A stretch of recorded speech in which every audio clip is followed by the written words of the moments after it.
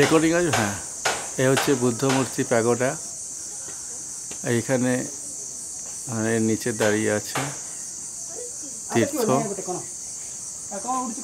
তীর্থ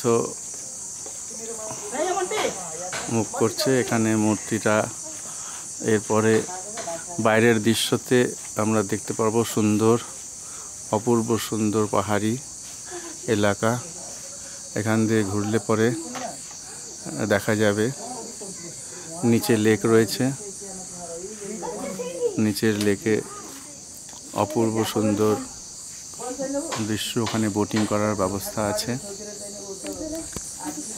আর যদি কাছ থেকে দেখা যায় তাহলে নিচে দেখা যাবে ওখানে বোটিং করার ব্যবস্থা। আর ধীরে ধীরে ঘোরালে পরে সুন্দর দৃশ্যটা দেখা যাবে, অপূর্ব সুন্দর দৃশ্য। পুরো জায়গাটা দারুণ সৌন্দর্যে ভরপুর। পিছনে আবার ঘুরতে ঘুরতে দেখা যাচ্ছে যে এখানে একটা মূর্তি রয়েছে। মূর্তি ঠিক নয়, একটা গাছের ছবি শয়ন অবস্থায় রয়েছে।